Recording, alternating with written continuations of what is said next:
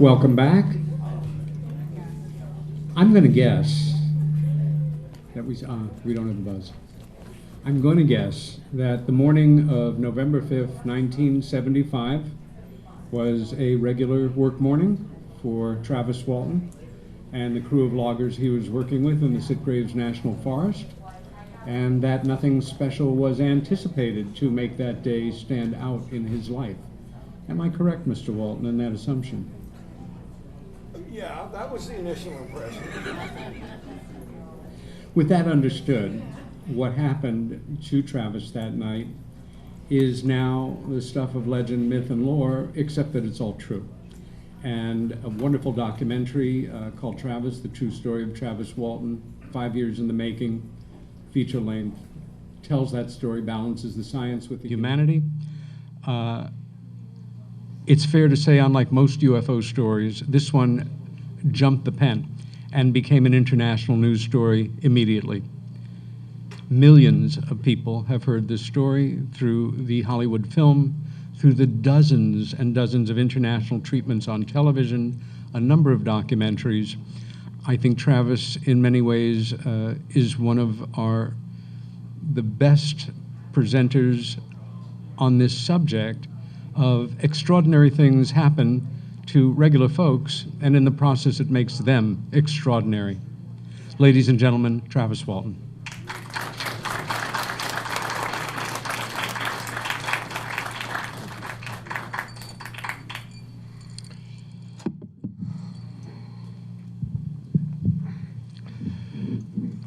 Thanks for coming. Let's get right to it. How much time do I have? 3 days. November 5th, 1975, like you said, looked like an ordinary work day. We put in a long, hard day's work, and we were headed home. It was already starting to get dark. Anyway, this happened in northern Arizona, and, a lot of people that aren't from Arizona think of Arizona as pretty much a desert state, but, the northern third of the state's covered with forest, the largest ponderosa pine forest in the world, actually. And just incidentally, I'll mention that the Mogollon Rim area has the highest number of lightning strikes of any, second highest in the United States. The number one being the Florida Everglades. And that's by way of explaining that where the term fire in the sky came from. When we were driving down this road and we saw these glimmers of light through the trees, it really wasn't making any sense as to what it was. It wasn't all so alarming that everybody was looking at it and discussing it at first. It was just, I'm not sure who saw it right when I saw it, because it was just kind of a casual look. And I was just assuming at first that it was probably deer hunters. It was deer season. We'd heard shooting during the day. But you could see from the slope of the land that the light was coming from higher than where ground level would be. So it wouldn't have been a deer hunter's campfire or anything like that. But there had been, because of the lightning strike frequency there, a number of times that we had come to work and actually found trees that had been hit by lightning. Walking along the rim road, which parallels the edge of this, you're basically within sight of a tree that's been hit by lightning at any one time. I guess this is a good place to put in. If you saw the Lowe files that was broadcast recently, Rob Lowe and his sons are out investigating various paranormal events.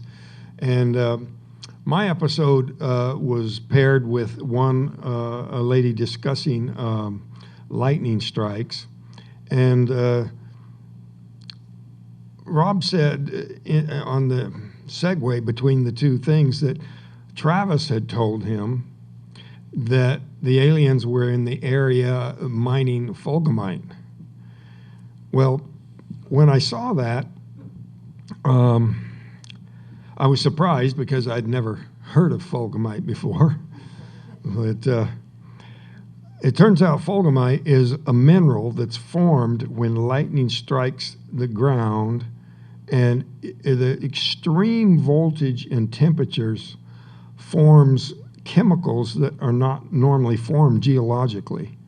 So this is highly prized, and gem collectors and people like that, like to collect fulgurite because it supposedly has all kinds of spiritual properties and different. It just does things that other minerals can't do. So, although it wasn't my idea, I think it's a good idea because I've had struggled to explain why they would have been there. I know they have a preference for remote areas, but a friend of mine had analyzed the mineral deposits underneath, the deposits, water deposits, everything that could, geologic survey, things that might suggest why they would have been there. But this fulgurite thing is brand new, and it's a pretty good possibility because that would be a unique substance, especially since each place that lightning would strike would be a unique composition based on the minerals that are in the ground where the lightning hit. Anyway, so we're driving home. We see these glimmers of light. We're sorting out what it might be. Could it be the sunset? No, that was an hour ago, or half an hour ago. And could it be the moon? No, the moon's over in this direction. And there wasn't very much time elapsed before, I could see that there was a break in the trees up ahead and the light was shining across there. And I said, Mike, hurry up, get up there where we can see what it is. And when we came into the clearing, you can go ahead and advance it, it was unmistakable. There it was, less than 100 feet away. Will it advance more? Try your thing one more time. Yeah, cool. So, oh, I'm going the wrong direction. There's the crew, minus me.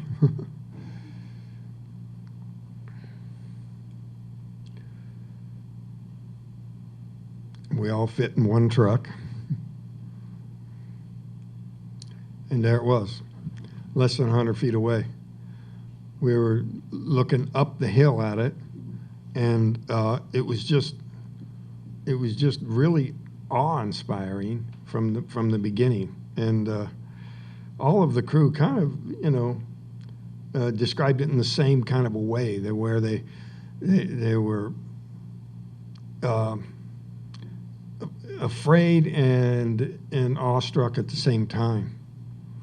So, when I got out of the truck and went towards it, I was staring in amazement. So later when Alan and Steve said it looked to them like I was under some outside control, like I was under hypnotic control, I have to say I didn't feel that I was under their control, that I felt like this was my own idea. But they say, well, if they have mental control of you, they can make you think it's your idea. But that was motivation enough. I think it would be something I would do at the time. I went up to it, and I stood there looking up at an angle. It's about a 45-degree angle. And by this time, the guys were getting pretty anxious, pretty distraught over what I was doing. They were, pretty alarmed by the whole thing.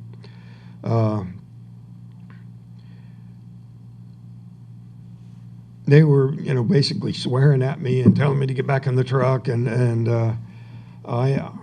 I didn't really, need to be told. I was thinking, how am I going to get out of this? And then it started to move, and suddenly it got louder, and that startled me. So I jumped for cover. I got down behind a log that was sticking up there in the middle of the clearing. There was a whole pile of log and debris there. I got crouched down behind that, and they said, come on, let's go. And calling me everything but a gentleman. And so I decided to run back to the truck, and as I stood up, bam, I just felt this stunning shock go through my body. It felt kind of like an electric shock, but kind of like a physical blow. And I was unconscious at that point. I felt nothing more. The crew said it threw me back through the air 15 or 20 feet. And John said my body landed like a sack of meat, like there wasn't a bone in my body. So, it wasn't too big a leap for them to, assume that I was dead. They said they were yelling at each other, he's dead, let's get out of here. And in the early days, when Mike would come out and speak with me, people would actually, comment on the lack of courage that supposedly signified, that they would flee at that point. But Mike's chief responsibility was the safety of the rest of the crew. And there was no sense in getting another person killed to save somebody they think is already dead. They took off up the road. Mike said he just dang near wrecked the truck, running over things, running into things, getting out of there, and tore it up. They stopped and argued about what to do. They were thinking of building a fire, kind of a false security thing, I guess. But they spotted a truckload of deer hunters going by on the main road up ahead. So they jumped in the car and went to see if they could catch the deer hunters, with the idea that if they could get some people with guns to go back with them, because they were already feeling like, or at least Mike was, feeling like he should make sure that I didn't need help. And so when they were unable to catch the deer hunters, they were coming back. They saw it leave, they saw it take off. And so Kenny said that he wasn't so afraid that they would come back or that they were still there as he was of what my body was going to look like.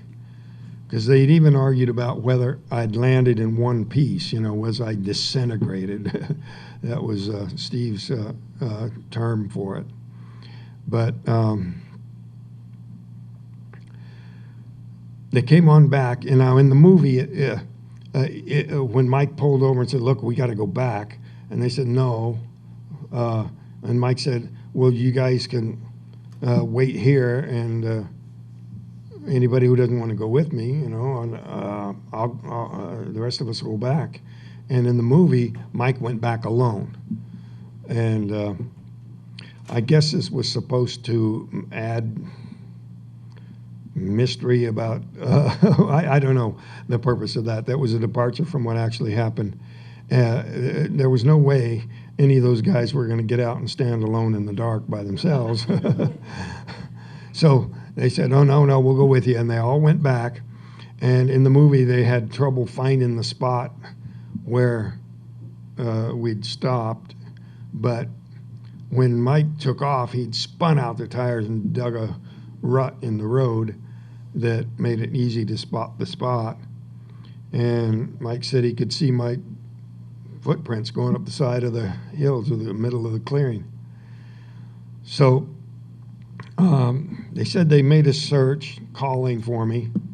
And at one point, Mike actually broke down and fell to his knees and was feeling real guilty about having taken off like that. Plus, I think probably just the emotional impact of having seen this thing, But, at that point, Kenny helped him up and got him back on his feet, literally and psychologically.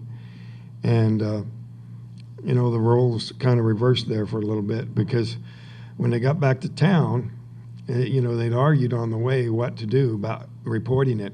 You know, Alan said, well, let's not involve the police right now. Let's just,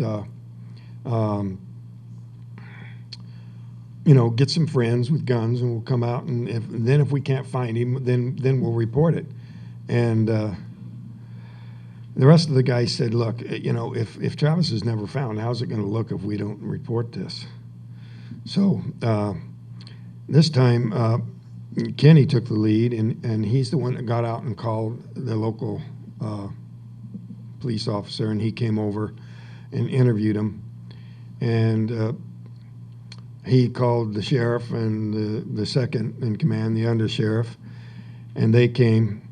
And the initial impression of all the lawmen was that something really terrible had happened here. Some of these guys were still crying, but the sheriff said, when he was asked, well, did they look like they'd been drinking? And he said, no, and because I was looking. But when they said, you know, he's missing, we think he might be dead, you know, being law enforcement people, their ears perked up and they get all suspicious. You know, something did bad happen, and you guys are trying to cover it up. So they, unlike in the movie, they did go back out that night, and they made a search. And you know, again, I give the guys credit. You know, 3 of the crew went back with the sheriff that night and helped search, and that took courage. You know, even with armed law enforcement people with them, it was no small thing. The other 3 guys went in to explain to the families why they weren't coming home. The next morning, they started a manhunt. Over 50 men on horseback, in 4-wheel drives. They had airplanes, helicopters, combed the area. They had it gridded out to where, you know, they would be equally spaced through the woods in broad lines of people sweeping back and forth, and found no tracks leading away from there. They brought in the tracking dogs from the local prison and found just from the edge of the road up to the middle of the clearing where my body fell, and there was no trail beyond that. This is where the crew actually met the sheriff and his men. There was some guy that came on the internet saying he had the inside story, and he was the sheriff's nephew, and he was going to tell how it was all a bunch of hooey, but he was claiming that the crew met the lawmen at the Red Robin Diner. Well, the Red Robin Diner was not invented for another 20 years. So some of the people jumped his case about it. So he says, oh, I meant the Red Onion Diner. Well, there is a Red Onion Diner there, but it too was formed about the same time, 20 years after the incident. So this guy was, you know, trying to make it to be that he had the inside story and he knew all this. I went to the town marshal there and I said, do you know who this guy is? He didn't know who that would be. He was talking on there about having known my son and my nephew. They couldn't guess. We went through the school annual, you know, pictures. They couldn't figure out who it could be. But this service station was where they met with the lawmen. It was just torn down this last year. Sheriff, man of great integrity. He was just thinking like a lawman, you know. And there's Cy Gilson. He was the Arizona State lie detector expert. He's actually a member of the state police. He was Department of Public Safety He had been an interrogator for a number of years. He was very experienced in law enforcement before he ever took polygraph training. And he tested the men. They passed. Every one of us passed tests from this examiner. And he says on tape that he'll stake his reputation on the accuracy of this testing. The president of the American Polygraph Association said, sure, no single polygraph test is 100%, but when you have 6 people passing tests on the same issue, the odds are 1,000,000 to 1 of there being any kind of an error in the testing. And that was when there were 6 tests, but there's been 16 past tests now. I've passed 5 different tests from 3 different examiners, all of whom had years of law enforcement experience. That's the higher end of the scale on credentials. But that was my next memory from waking up. I couldn't see. It was, I was in a great deal of pain.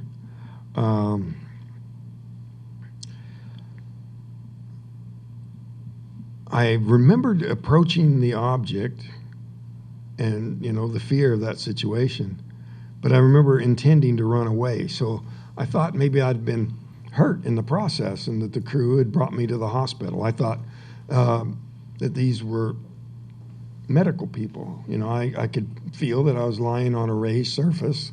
There was a light above me. And because of the extreme pain, I figured that I was being worked on, you know. As soon as my vision cleared, I could see these beings standing over me. And, you know, instantly I knew what the situation was. I felt trapped and extremely threatened. You know, at that point, this was bare survival, you know. And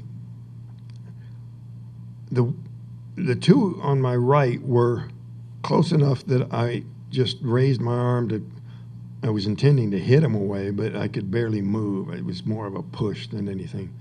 The closest one fell back into the other one, and they felt softer and lighter than I expected. I rolled away from them. This thing they had across my chest fell off, but I was mainly just focused on them. And they came around the table towards me, and I was backing away. I was screaming for them to stay away and threatening them.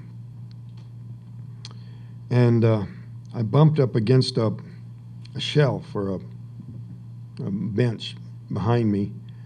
I just glanced real quick to see what it was, and I could see there was an array of instruments, tools, some kinds of things laid out there. And I just grabbed the biggest thing I could find, which was a long, clear cylinder, like a tube or a rod. And I started swinging through the air long before they got within range. I was just trying to keep them from coming any closer. And I was planning on fighting my way past them because the only opening in the room was the door on the other side of them. And it was just blind panic. People don't understand the degree of fear. Some people say, well, you know, I wouldn't get that scared. I'd just be real calm and say, take me to your leader, and ask some good questions and slip something in my pocket for a souvenir. But, you know, to me it was just survival. It was like, you know, I was just terrified out of my mind. I wasn't thinking very smart, but I was definitely thinking of fighting my way past them. But they abruptly turned and went out the door. But that feeling that gave me when they were sitting there staring at me like that, standing there, you know, they weren't continuing towards me. They were just staring at me in this blank sort of way. But I've had a lot of years to think about what that might have meant at that time. It gave me this real squirmy kind of a feeling in my head that was very icky feeling that I think was them trying to reassert telepathic control. When I was returned, one of the first medical tests was an EEG, a brainwave scan, and the technician was not told who I was. So it was a totally objective measurement when he found an anomalous pattern there. The plan is to have this EEG compared to one taken from somebody who's been electrocuted or hit by lightning, that sort of thing. So there's some follow-up research to go with that. But I had a medical doctor say to me that the eye sockets are the largest opening in the front of the skull. And if this stare has anything to do with the telepathic assertion, that maybe that's why, because they're trying to, project this energy. That's just speculation. When they left, they went to the right, and I went in the other direction, just looking for a way out. The passageway was so cramped, so tight, it was claustrophobic, And it wasn't just that it was small and dimly lit, it was that I couldn't breathe, it was either an injury from that energy that hit me in the head and chest, or maybe just a neurological thing where I couldn't breathe properly, or maybe even that the atmosphere in there wasn't correct for humans.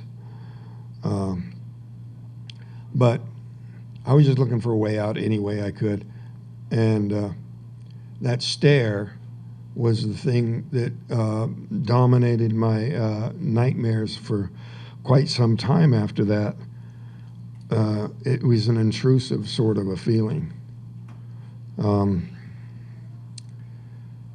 Maybe in hindsight, it wasn't as threatening as it seemed at the time, but at that time, it was certainly over the top, source of all my fear. So, in going on down this hallway, I come to this room. Now, I pieced this floor plan together later. I had no idea where I was. I couldn't see outside at any point, so I didn't know that these doorways that would,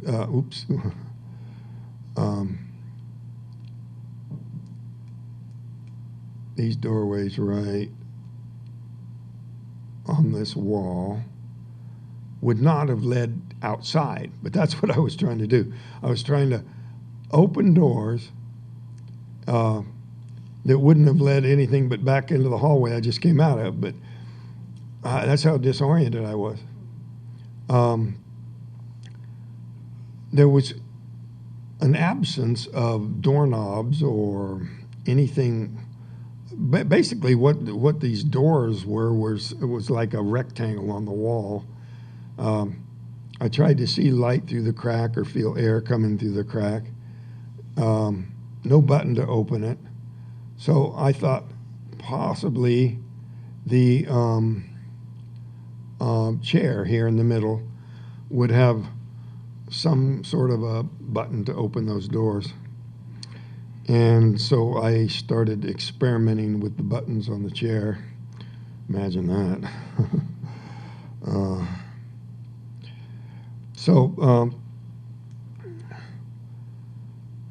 This was kind of disorienting because,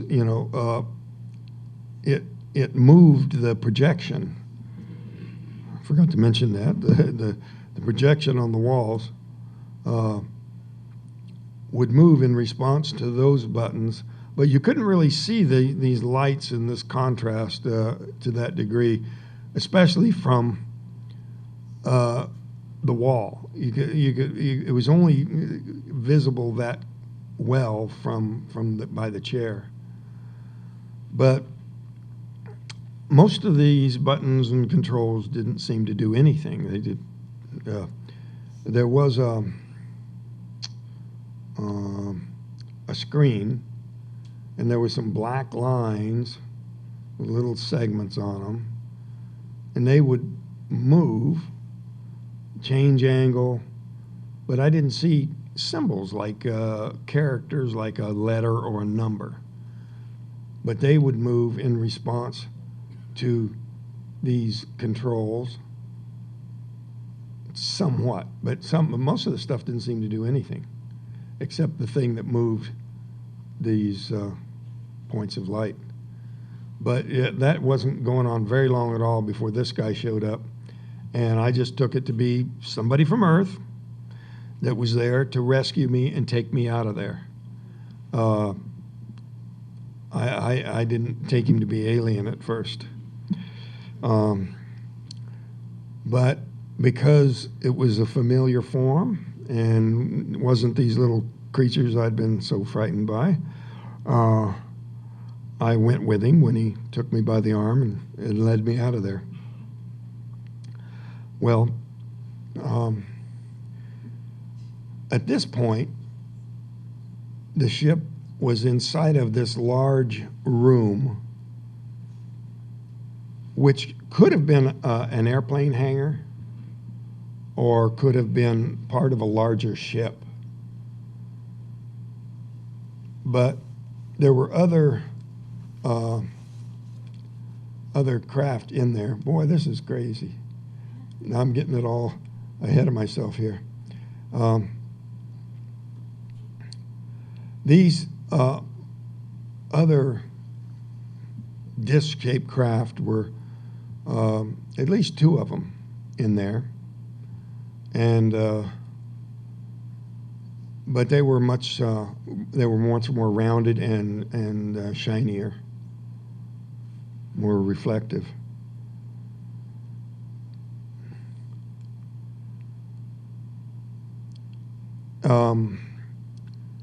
He led me out of this large room through some double doors down this hallway into a room where there were some other people dressed like him except for the helmet. And I'd given up on trying to get an answer out of this guy with the helmet on because I thought, well, maybe he can't hear me with that helmet on, or maybe he can't talk with it on. But he didn't seem the least bit inclined to answer me. So when he left me here with these other people who weren't wearing helmets, I started over again with my screaming questions at them. They didn't seem any more inclined to answer me than he did without the helmets. And when they led me over to this table and they were trying to get me to lay down, I became panicky and started to try to resist. But they were quite a bit stronger than me, and I was in a very weakened condition on top of that. So they got me down on the table fairly easily, but in my panic, I was able to get a hand free and get it under the edge of the mask. They put a mask over my face. It was kind of like an oxygen mask, only there was no tube leading to it. I tried to pull it away, and before I could, I just went out. It wasn't painful or anything like that. There wasn't a sensation. It was just, I just blacked out. And the next thing I knew, I was lying on the cold pavement, and there was a light above me. I looked to see where the light was coming from, but it went off just as I looked. So I was not able to determine whether a light had been turned off or if a door had been closed, because then I could just see the dark, shiny surface hovering there for an instant before it just went straight up. And it went so quickly that you would think it would make like a whooshing noise or something like that. It barely stirred the air on the tree as it went past. But I could tell I hadn't been laying there too long because the cold air was coming into my clothes. And I looked around. I could recognize that this was a road, and I could see the lights of Heber down below. So, familiar place I'd seen many times. So even though it was dark night and my most recent memory was this incredible panic that I'd had, I still felt a great deal of relief at where I was, a more familiar surrounding. Worked in the woods for years, and it wasn't that frightening of a situation compared to being trapped inside of this craft. I ran down into the town, hammered on the building there, some lights on. Nobody came. It may have been that somebody in there just thought somebody's out of their mind out there. I'm not going out there because I was yelling so crazy. But I went on down to the town and found these phone booths. I went into the first one. It was out of order. So I went into the middle one, and it worked. And I just sort of collapsed there, I guess, because the next thing I know, it seemed like it was almost immediately Dwayne and Grant came and got me. As it turns out, when I called, Grant thought it was another practical joke. The family had been receiving cruel prank calls, people pretending to be me and, just making smart remarks and stuff. And so he started to hang up on me. But I was able to convince him, that it was me, in kind of a panicked tone of voice. And so he said, okay, I'll get Dwayne, come and get you. And I thought, Dwayne lives in Phoenix. But, of course, I did not know how much time had gone by. When they came to get me, Dwayne could tell that I thought this was still the same night. He says, Travis, you've been gone 5 days. Feel your face. And I felt I had a 5-day growth of beard. And I looked at my watch, and the date had changed. And, that was just kind of the last straw. I'd been trying to tell him what I'd been through, and he said, don't even try, just. And so we went back to the house, and I was just kind of catatonic, but had a reunion with my mother. It was extremely intense emotions. She had wondered if I was dead, never see me again. And because the media attention had been so intense,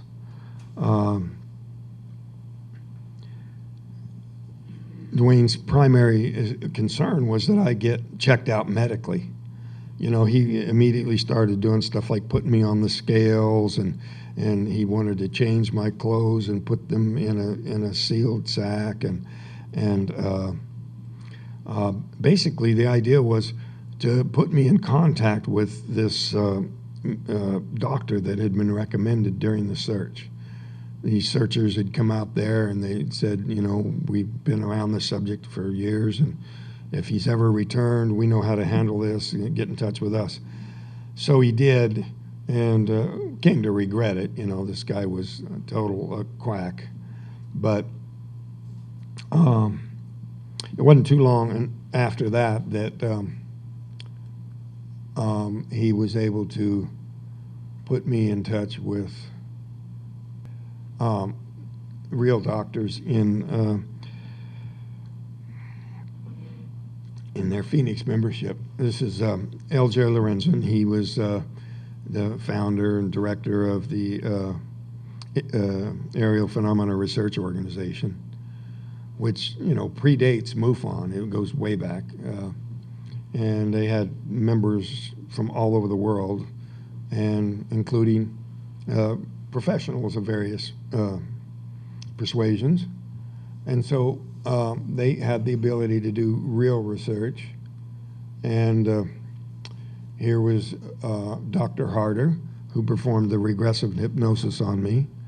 This is Dr. Leo Sprinkle, University of Wyoming, counseling there. He reviewed the psychiatric tests.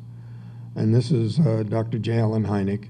He was the Air Force man on an astronomer, Project Blue Book, who coined the term swamp gas, but came to regret it and later went on to be quite an advocate of the reality of UFOs. So a lot of good research happened. And just going back briefly to the situation with the payphones, one of our major detractors, the ones who were trying to discredit the incident, were claiming that this call never took place from there. But fortunately, the operator broke the law and listened in on the call and reported it to the sheriff. So he sent men out there who got there shortly after my brother and brother-in-law did. But those are the kinds of theories that were constantly being put forth that, you know, solid facts refuted. My brother is no longer with us, and he went to great lengths to protect me. I was fragile, hanging by a thread, psychological. I was in no shape to talk to media or law enforcement people, and he just stood his ground. At great personal cost to himself, he was a farrier, a horseshoer, very redneck sort of clientele who didn't take kindly to the association and actually dumped his services on account of it. This here is some information that come up on Philip Klass. He was the UFO debunker who launched attack after attack after attack. And after he passed away, we were able to obtain, through the Freedom of Information Act, the FBI's file on him. In the file, there's this memo from the director of the to the director of the Central Intelligence Agency, from J. Edgar Hoover, director of the FBI. This is top-level stuff.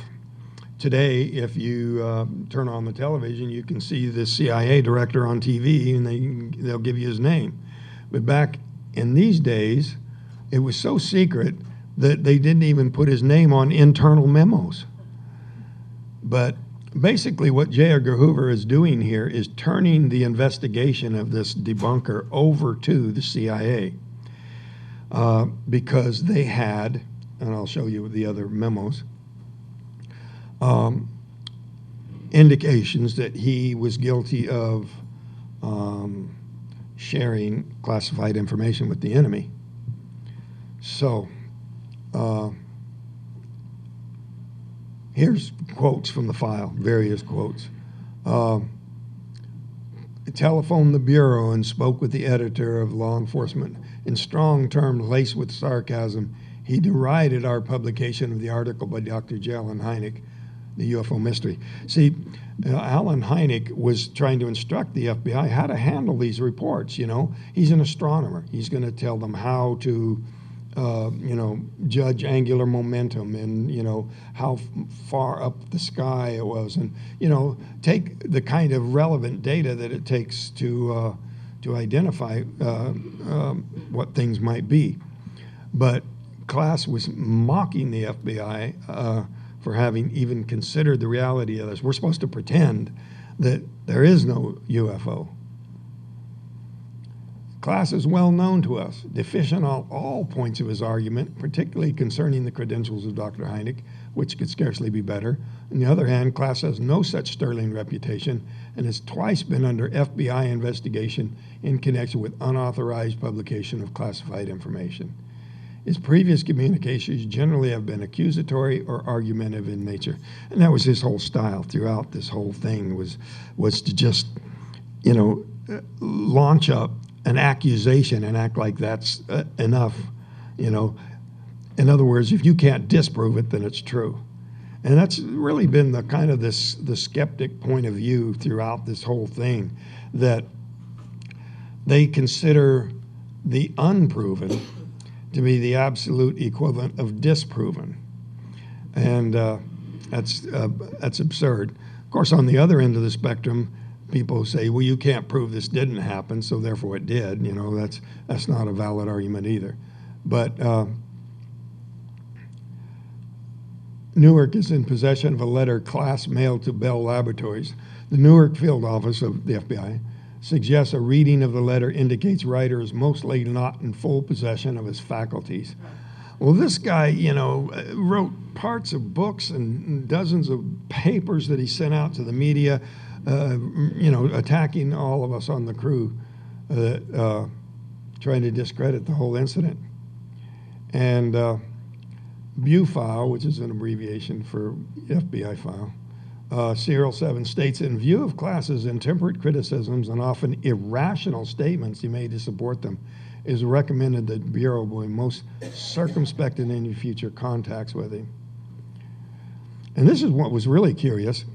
View Files discloses that Class has from time to time come to our attention by virtue of the fact that he has been in, and then they redacted 9 lines before they said,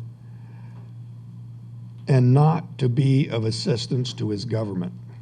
This is the tip-off that the memo to the CIA was basically saying, we can prosecute this guy, but here's something you can hold over his head and get control of him. And that's a standard CIA recruitment tactic, is to get something they can hang you for and then, get your cooperation.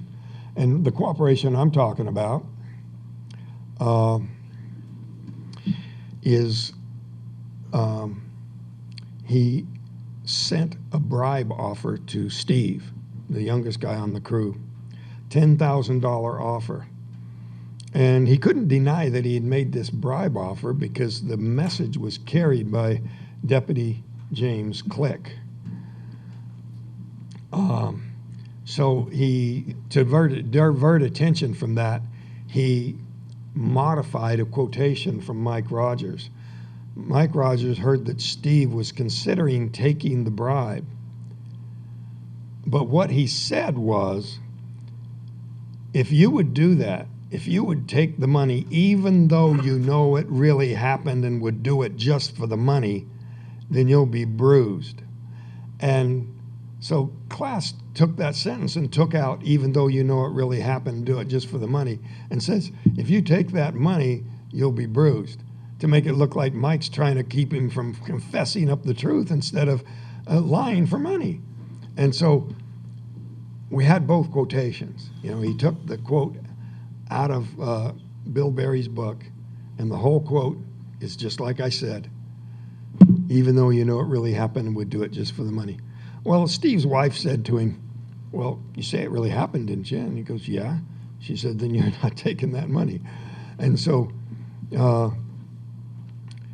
Steve took off, changed his name, went to Texas. Phil Class found out, tracked him down somehow, and flew to Texas, took him out to dinner, and tried to get him to take the bribe. And so Steve, had that words with his wife. And then he was working in some place in California, and Class shows up at his work, and they come in there and tell him, hey, this guy here wants to talk to you. Steve went out the back door and never went back to work. He couldn't accept the the bribe pressure.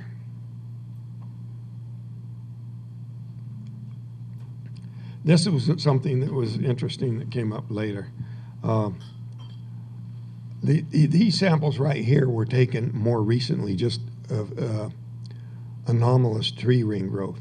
This was what was originally discovered.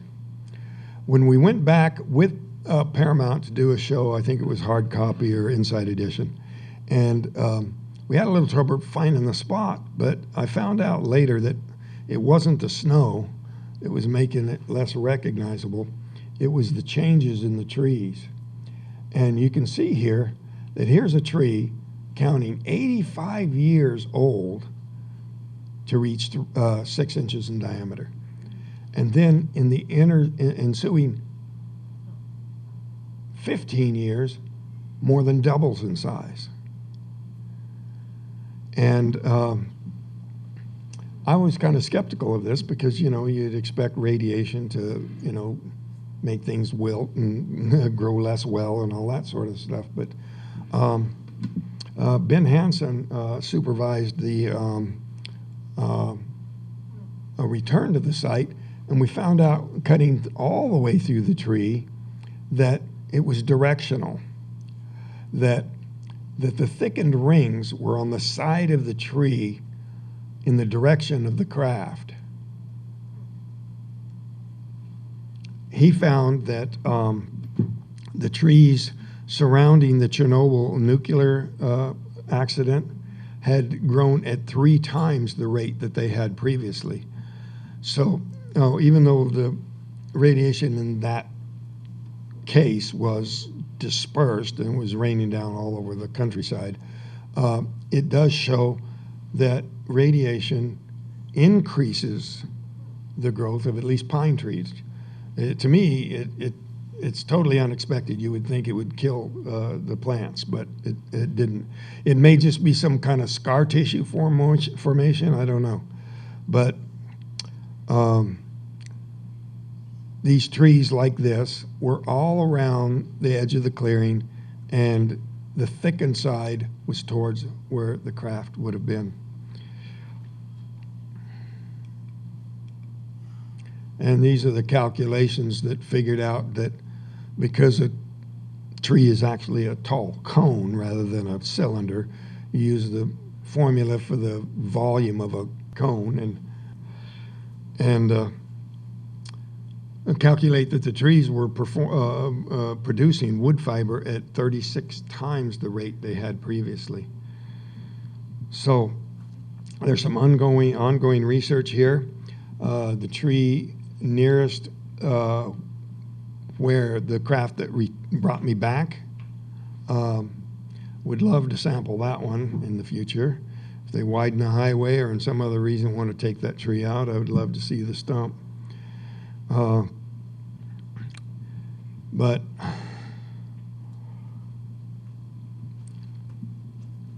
I think it's time to go ahead and start taking some questions. Was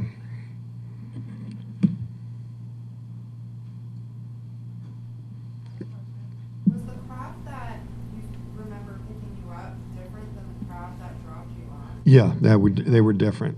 Yeah, they were different. The one that picked you up larger or smaller? It was smaller, but only a little bit smaller. The main difference was that it was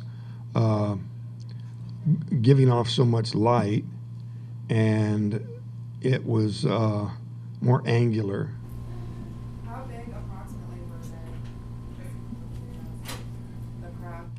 It was small. It was like, from here to the wall, it was less than. How much of your experience was actual memory and how much of it was hypnosis? When I underwent hypnosis, I did not regain any new memories.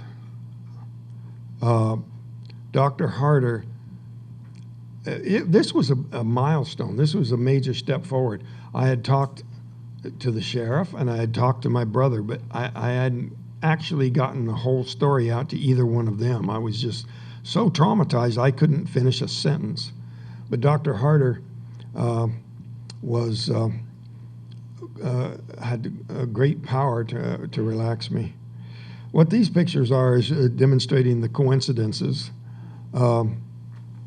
This is D.B. Sweeney on the set of Fire in the Sky in the movie, and this is my son in my work truck. And you can see the resemblance is kind of amazing, you know. I had my son come with me to Roswell, and people said, "Oh, you brought D.B. Sweeney with you." I go, huh? Well, I you know, same pale blue eyes, and it's just an amazing coincidence. But see, before you go thinking my wife was friends with D.B. Sweeney, he would have been like 8 years old when Cliff was. Let's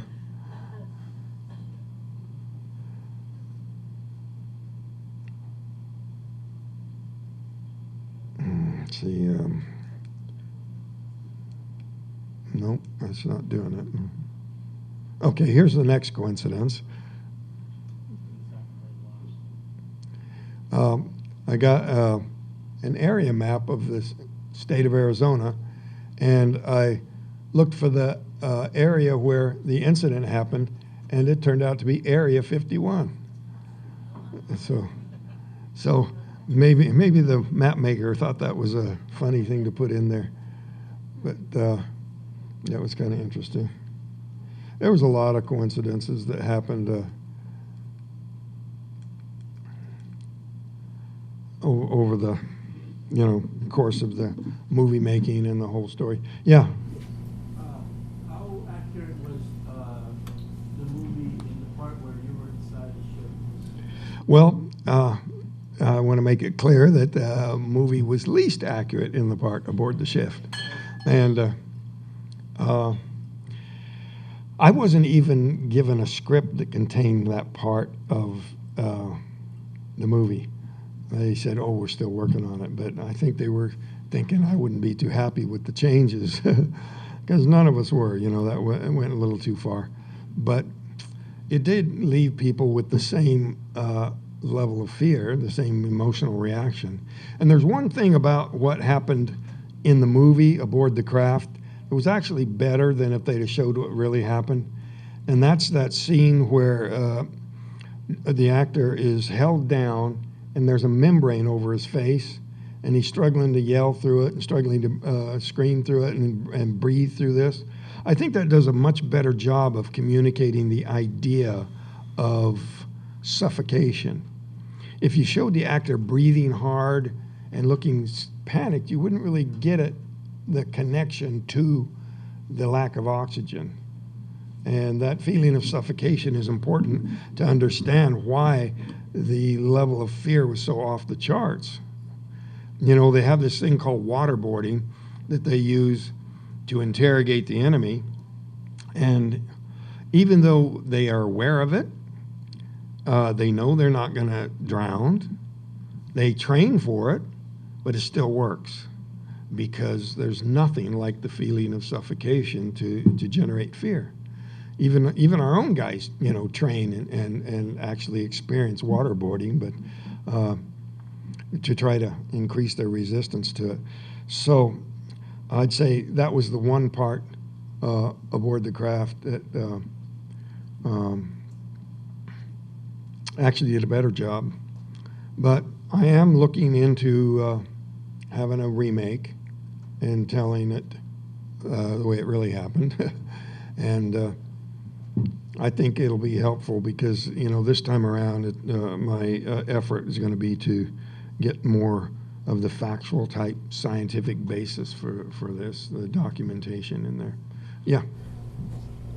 Just curious, over the years, has anything been found different in like your own person that maybe doesn't make sense now that after this thing has happened with the... Well, I was reluctant to talk about it, but once I went in and got the documentation for it, I went in and to my employers and got the printout to prove that I never called in sick in 40 years.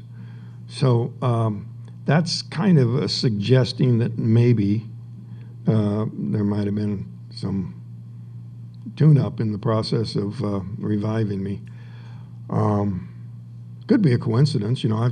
I tried to live healthy, but I was very concerned that I would have bad health consequences. And, you know, for example, when I got out of the truck, Kenny Peterson was the next crewman in line, and I left the door open. And so he's now developed skin cancer on his right arm. So if there was a radiation source there, which we think there was also a man that the sheriff brought out on the search that found high levels of radiation on the men's hard hats. It was 1.5 background. It was 3 on a radium dial watch, but it was 6, 4 times background on the men's hard hats. Now, as you know, I know you and several of the other individuals. I know you're Helton, and I know that Steve has some health issues as well. The other guys that I haven't met yet, do they have problems with their eyes? Well, 2 of them have great problems with their eyes because they're no longer with us. They're alive, you know. But yeah, I would say at least Mike has. But Kenny is kind of making himself scarce, you know. He's has a profound sort of a spiritual interpretation of this whole thing. And I found out that he'd actually gone out there and camped out on the site. And I said, Kenny, you do not want this to happen to you. But I don't know what he was doing there, but it takes a lot of guts to go out there and camp out on the site. He has a complex thing I won't get into, you know, that he likens the whole thing to some kind of a comparison to the rising of the phoenix and stuff like that. But it affected everybody on the crew profoundly, you know, in their lives and everything that ensued after that.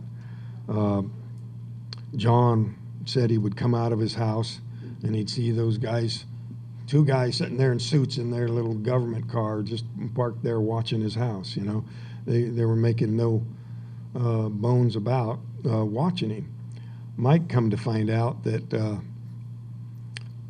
his neighbors had rented out their upstairs to the government, and they were watching out of their upstairs window. And then he talked about this with them and everything, and then he come back and said, you remember what you were telling me about that? And they go, no, we never said that.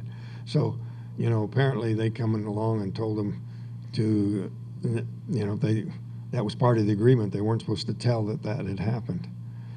You know, I told about the bribe attempt on Steve and all that sort of thing.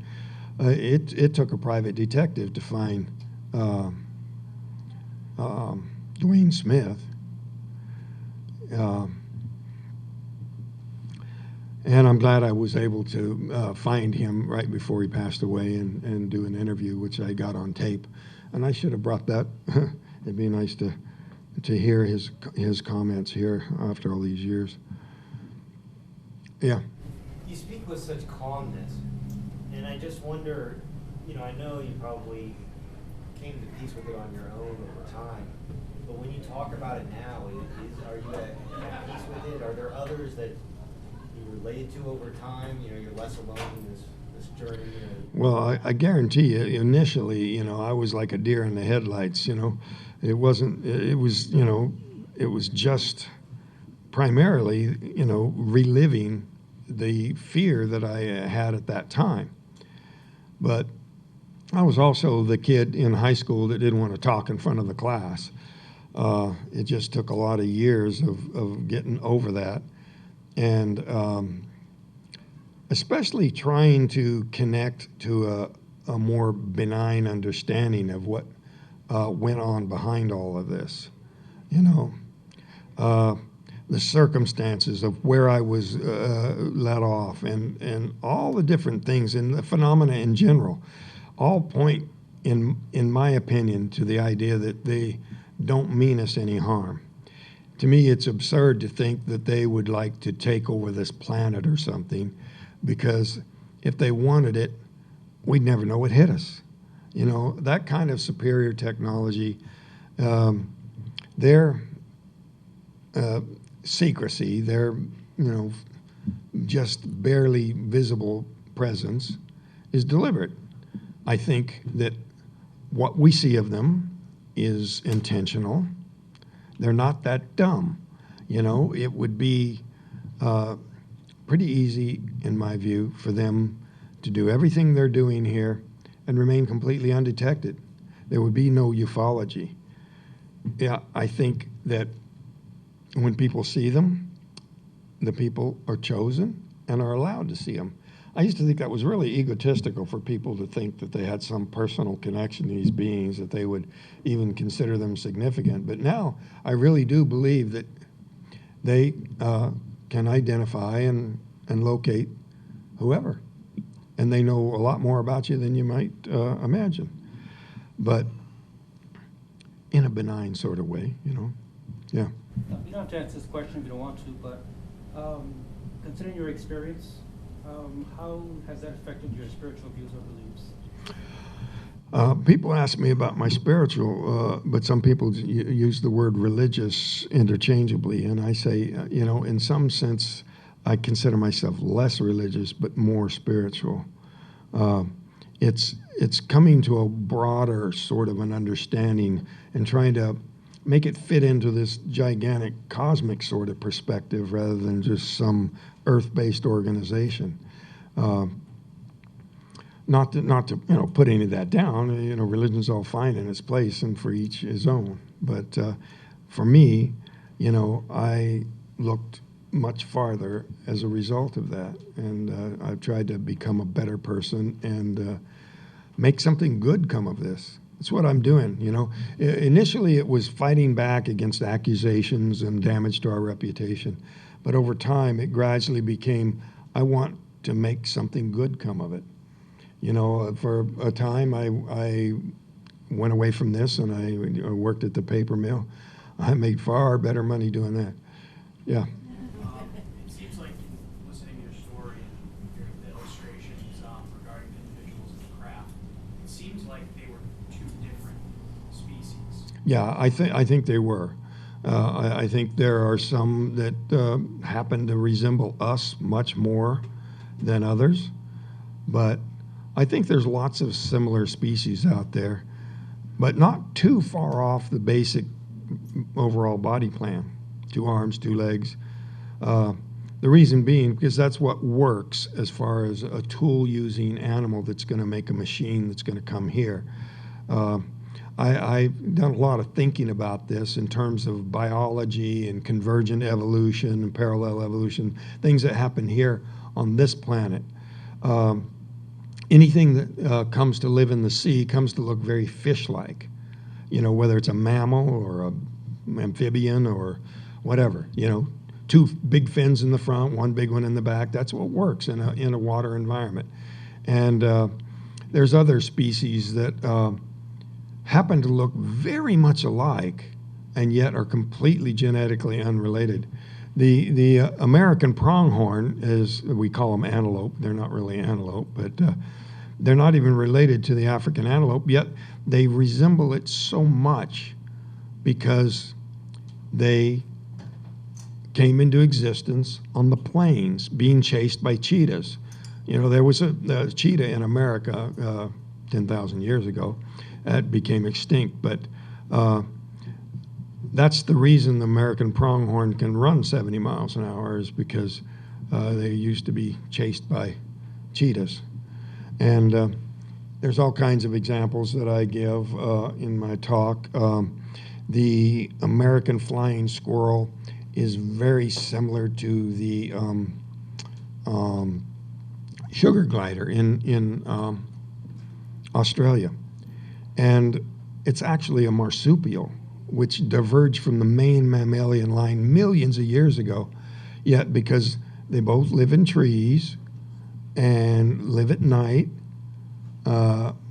they've developed this big flap of skin between their front and back legs that allows them to glide between trees. They have large eyes because they live at night, and they're amazingly similar in appearance, even though they're completely unrelated. So, you know, the javelina in the Southwest is not a pig at all. But, you know, people say, I'm going pig hunting. It's really a javelina, and it's a peccary. It's not related to pigs. It's called homologous structures. Yeah, homologous, yeah.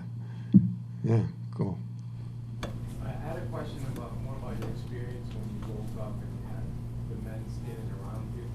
And you said you had an intense feeling of fear, but after seeing them for a while, where did that fear originate from? Was it just more like their energy, or is it some kind of something that they did? And did you feel the same way about other species or extraterrestrial examples? Well, the fear, you know, I tried to explain it in detail because, you know, I was actually kind of embarrassed that I was that scared. You know, I was out of my mind with fear and so traumatized for months afterwards that, you know, I pulled together every reason that all contributed. I wake up, you know, in a great deal of pain, and I'm trying to move, and I'm having difficulty moving. You know, I just feel too weak to do what I want to do, and all of that makes me feel more trapped. You know, it's dimly lit. It's very dim in there, very cramped space, very small. The feeling of suffocation in particular, and the feeling that I was mortally wounded. There was something terribly wrong inside. And that went away. When I was returned, I no longer had that feeling. And so that's one of the things that eventually got through to me, that, you know, it wasn't them doing that to me, it was them removing that from me. That it was more of an ambulance call than an abduction. That I got close, got myself hurt, and had they left me there for the crew to take to the hospital, you know, that was over an hour away. It would have been permanently fatal, even if it was nothing more than cardiac arrest. You know, this blast of energy was, you know, like a shock to the heart, at least.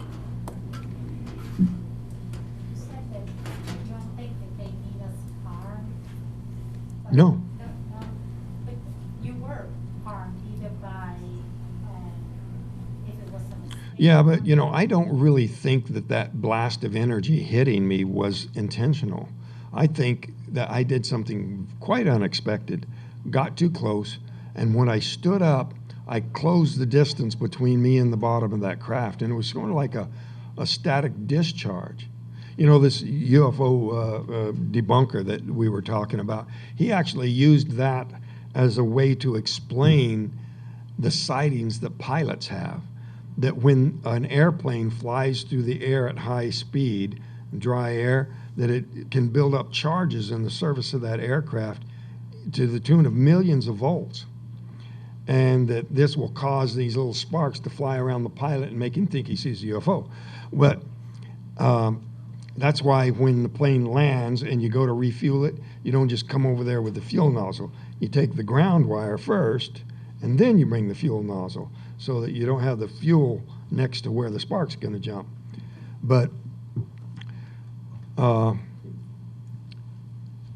was used to try to discredit pilot sightings. But it is a fact that, you know, even flying through the air at very high speed could have generated a charge in the surface of that craft. It might have also been a side effect of the propulsion. You know, they're firing up to move away from me. Who knows what sort of thing might have been going on right there. Maybe not some kind of a normal activity. Maybe they were doing some sort of thing with the beam itself. You know, I was describing the story of the fulgumite, you know, a mineral that's formed when lightning strikes the ground.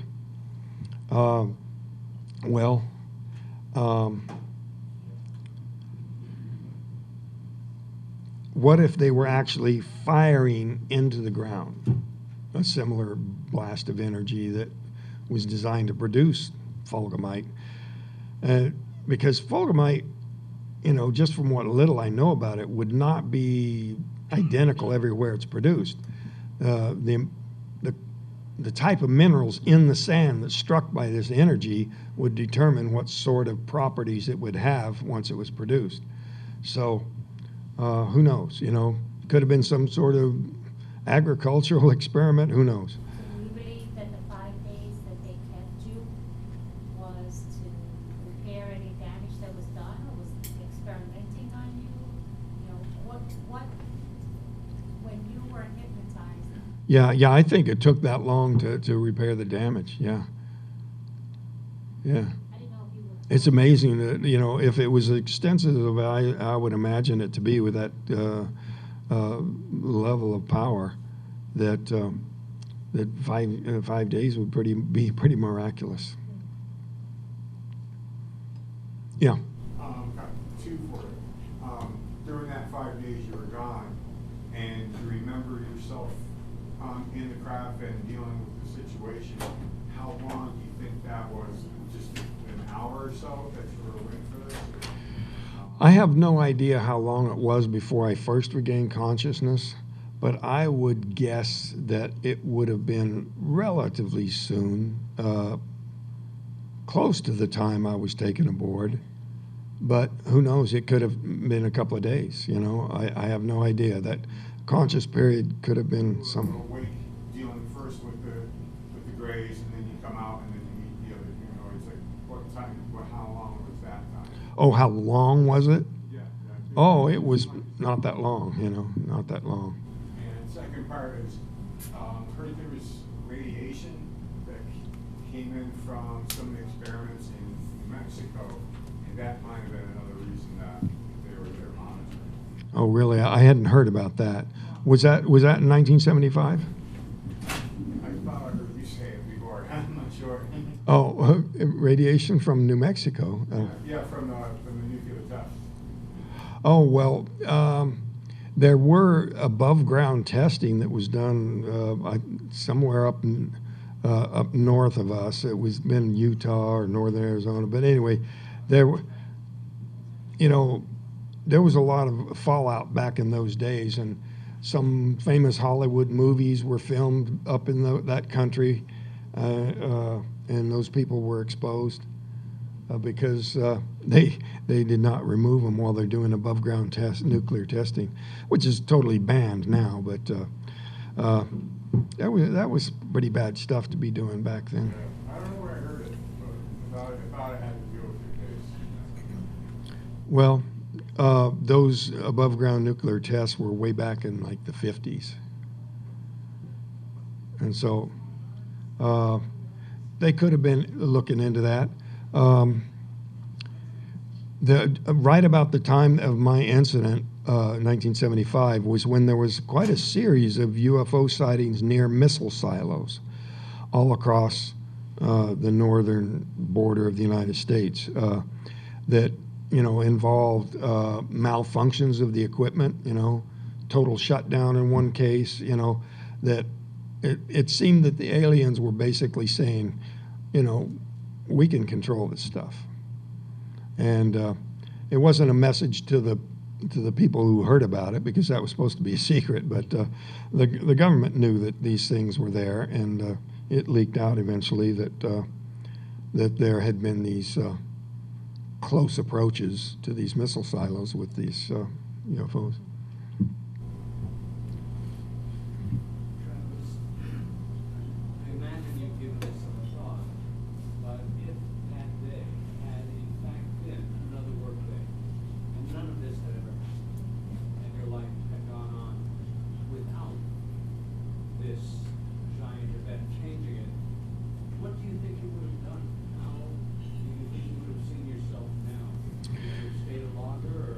Well, I probably would have moved on from that. That would, it didn't seem to me like to be my lifetime ambition. You know, I was interested in medical training, and I've done some of that. You know, I'm an EMT now, but I would have gone a lot farther with it had that not happened. And to tell you the truth, in spite of all the good, in order to cope with anything, you got to look for the good in it. But all in all, I'd rather it never happened.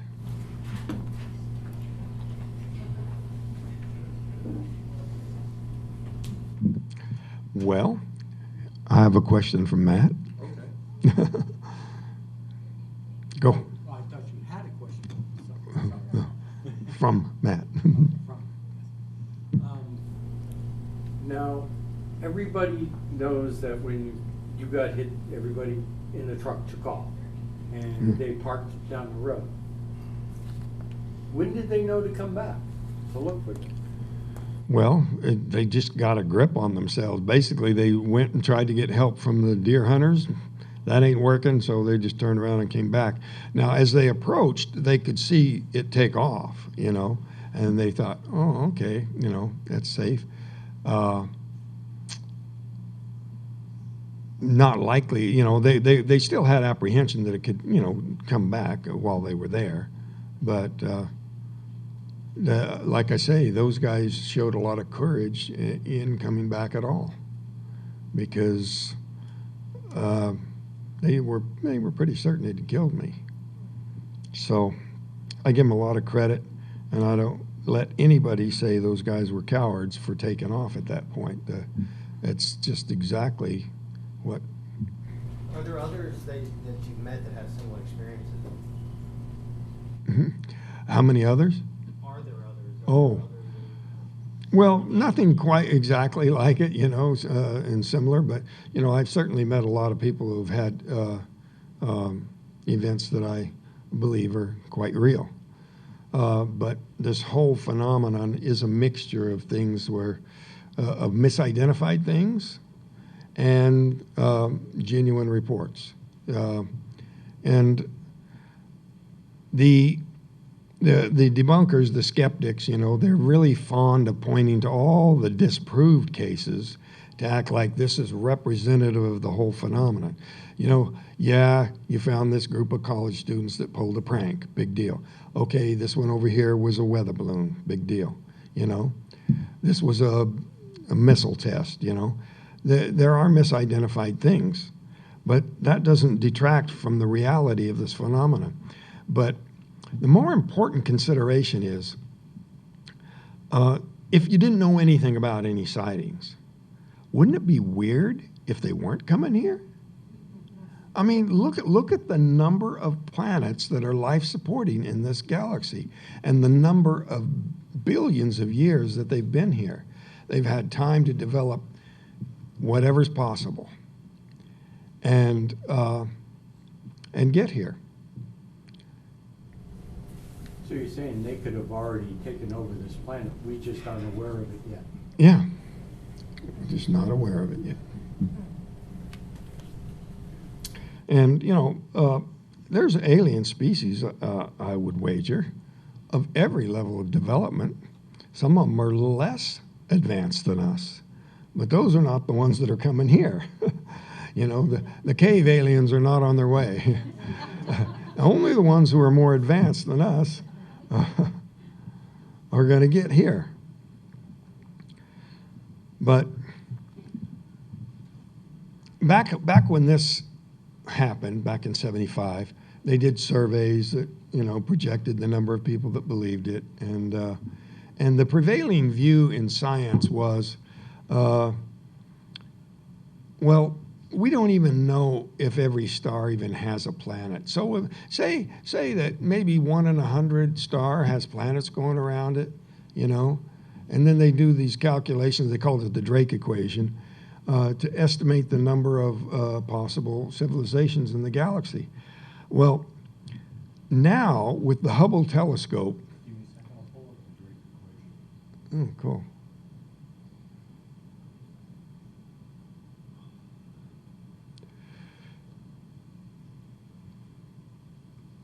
Wow.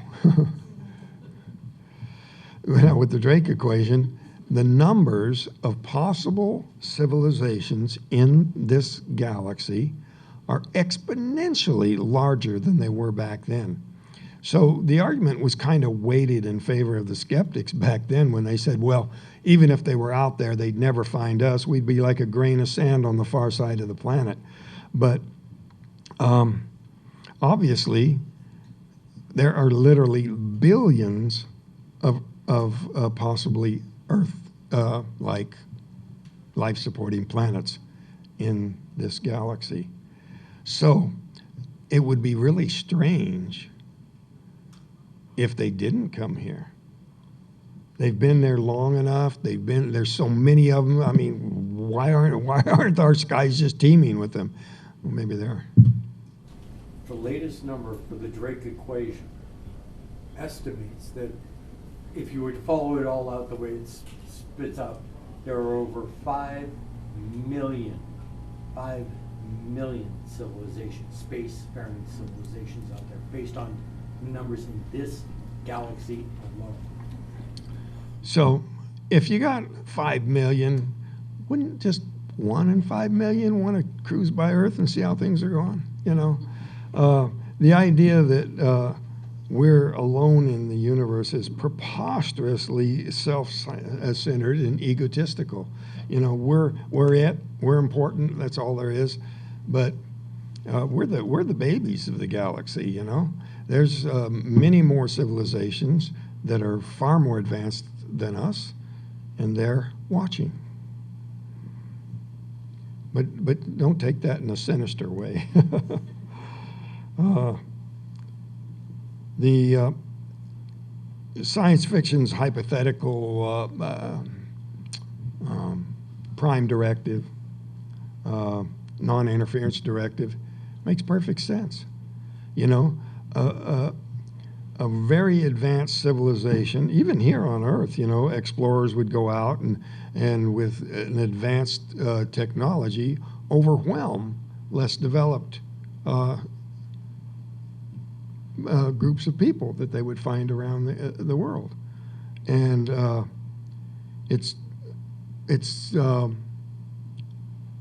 it would be inevitable, even if they meant well.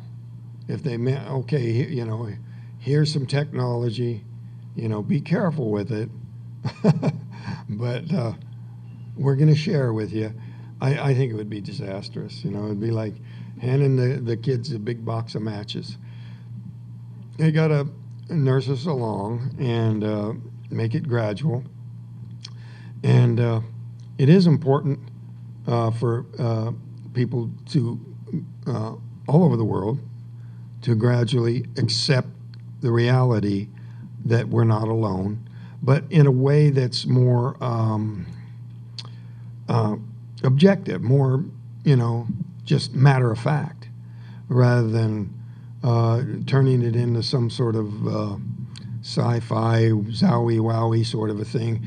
You know, when I say, you know, when I urge people to think of them as those people from way over there that we don't know too much about, you know, they seem kind of disappointed with that. But the truth is, it's probably going to be disappointing, you know, in the sense if you're looking for real bizarre life forms and really weird stuff, you know.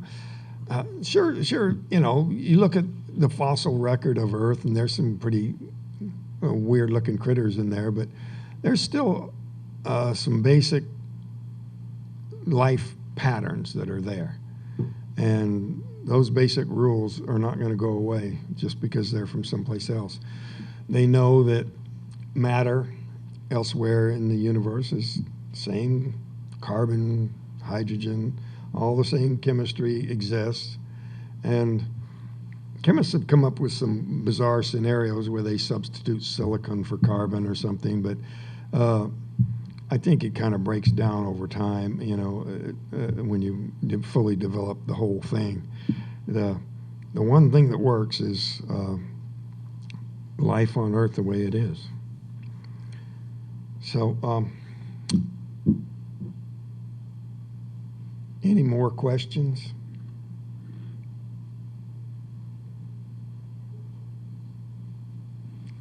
Thank you.